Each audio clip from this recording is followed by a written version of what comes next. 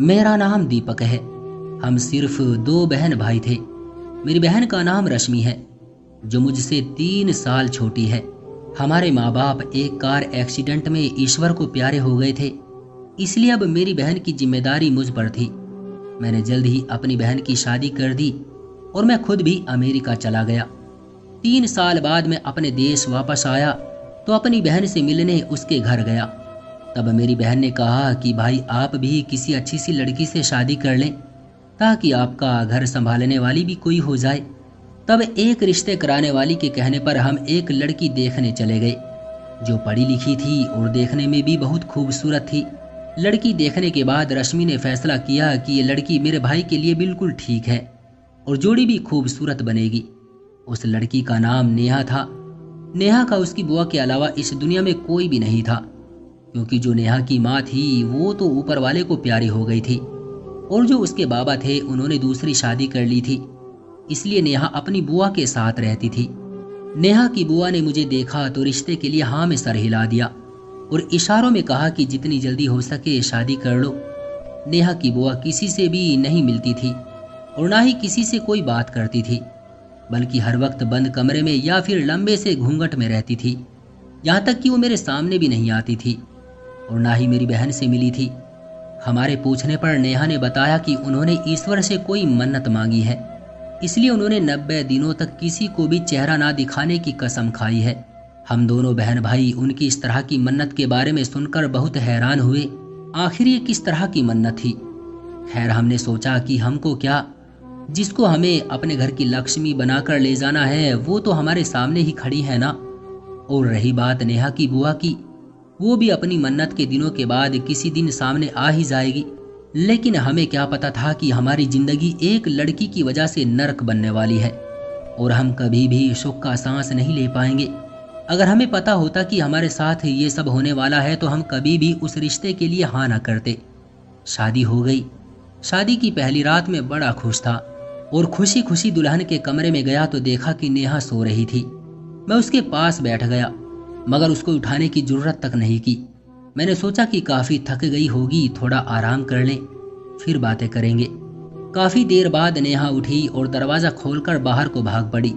मैं नेहा को देखकर काफी परेशान हो गया। मैं उसको पकड़कर वापस कमरे में ले आया। कुछ देर के बाद जब थोड़ी सी बेहतर हुई तो फिर मैं उसके करीब होने लगा।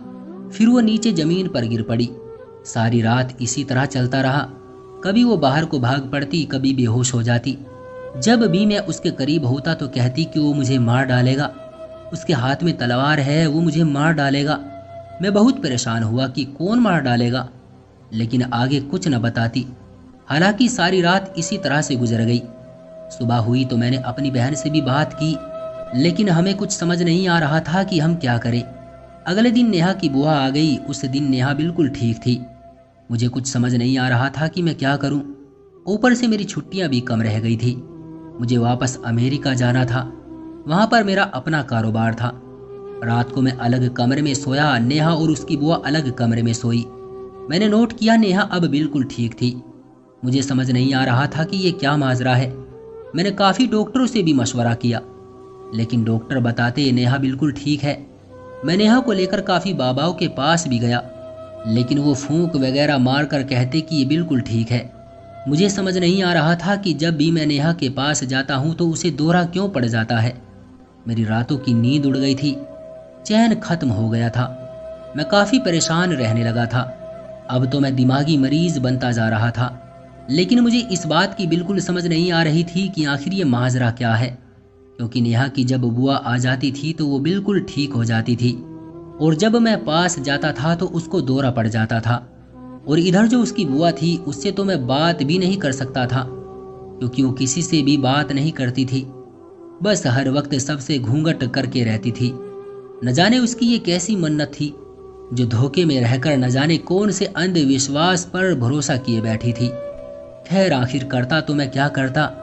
फिर उनसे तंग आकर मैं अमेरिका वापस चला गया और गुस्सा इतना था कि 5 साल तक मैंने किसी से बात तक नहीं की, यहाँ तक कि अपनी बहन रश्मि को भी फ़ोन नहीं किया।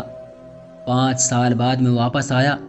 जैसे ही दरवाज़ा खोला तो मेरे पैरों तले से ज़मीन निकल गई, क्योंकि जिस नेहा को मैं एक शरीफ और बहुत ही अच्छी लड़की समझता था वो तो बहुत घटिया और बेगैरत किस्म की औरत थी, और जिसको मैं उसकी बुआ समझता था वो उसकी बुआ नहीं बल्कि एक मर्द था जो हर वक्त घूंघट किए रखता था ताकि मेरी असलियत का किसी को भी पता न चले।